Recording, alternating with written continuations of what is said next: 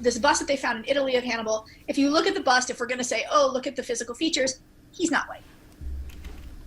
What do you mean by white, for crying out loud? So what is he, black? By these features, is this black? But what does that mean?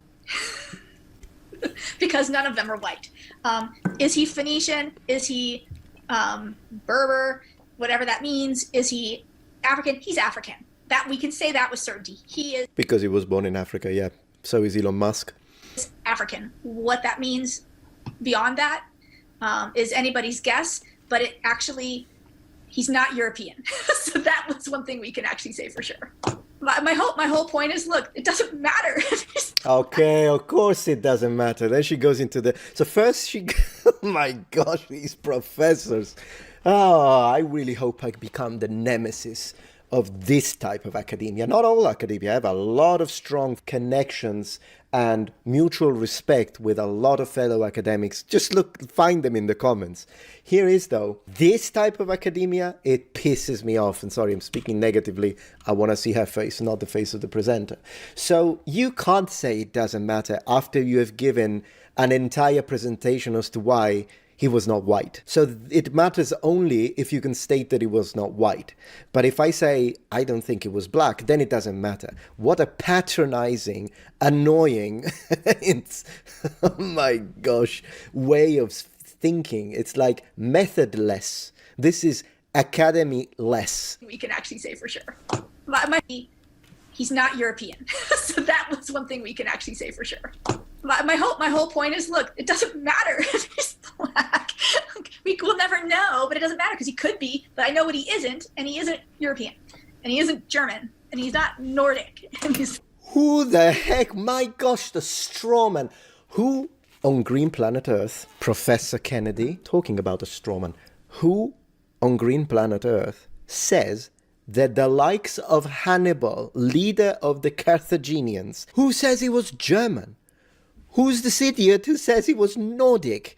Point to me at someone who states, yes, Hannibal Barca was from Norway. And I will, with you, I guess, debunk them. I'm ready for that. I'm ready for that. When people ask, was he black? No one is asking if he was Nordic. He was a Viking.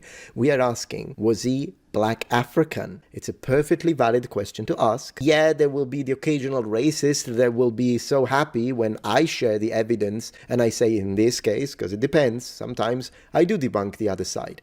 But in this case, sorry, the likelihood of him being black is extremely low, as I can provide more evidence right now with the coins. Yeah, there might be the occasional racist that is going to be happy for the wrong reasons, but the truth doesn't change just because it may be. If I like pizza, I'm not going to say, oh no, it's not pizza anymore if a racist likes pizza too. Who cares? The truth is the truth. That's what's important. You cannot modify the truth just to get one over to the side that you dislike, because then you're no better than them. You're twisting the facts. I know what he isn't, and he isn't European, and he isn't German, and he's not Nordic, and he's not Aryan. He's not your people. Oh, he's not your people. Yeah, I feel like I lost IQs. If you appreciate my content so far and wish to help ensure my ability to continue to tell it how it is, regardless of any possible backlash, please support this channel on Patreon. Any support helps me and my team of academics keep the channel strong and gives us the means to fight back against the political rewriting of history. Stand with us. Form the wall. Defend the truth. Now, I want to do something. In this video, Dr. Rebecca Futo Kennedy, we got the full name. Splendid. Answers our question, she actually didn't, as to whether or not Hannibal Barca, the great Carthaginian general, made Rome tremble, was black. I would suggest B capital, since I capitalize both B and W. We discuss arguments that rage online involving the Punic peoples, Phoenicians, Berbers, etc. And it comes to race and ethnicity in the ancient world. Very nice. We also discuss the confusion and complexity of identity in ancient North Africa, since a variety of peoples and cultures have mixed through years of population movements in antiquity. This is the part that I push. But when I say it, I get attacked and called racist because I'm not saying they were all black. Well, they agree with me. They were not all black. There was a massive, massive mixture of ethnicities in North Africa. Finally, when we leave off, come to the conclusion that 1, his skin color doesn't matter. 2, we will realistically never know, maybe we will. In the end, he is a great military leader who will always be known in the history of Africa. I would say in the history of the world, history of the Mediterranean, history of Africa as well, sure. Get your seas people, late Bronze Age merch now. Okay, now, notice this. Doesn't matter, does it? His color of skin doesn't matter. Ethnicity, race, it doesn't matter. That's what this doctor is saying, right? And then your boy, Metatron, looked her up. Rebecca Futo Kennedy, she's got a Wikipedia page, will you look at that? Why I teach about race and ethnicity, talking about double standards in the classical world. Hold on a minute, Professor.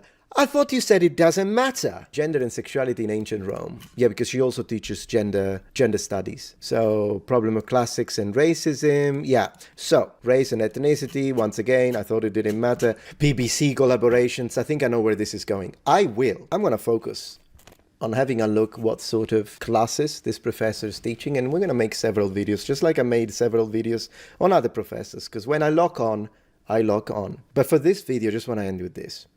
I find it so funny that someone who says and bases this entire discussion on the patronizing statement, it doesn't matter, when asked about the ethnicity of a historical character, teaches the ethnicity and race of historical characters. Hence, it only doesn't matter when you can't prove the ethnicity you want to push for political reasons.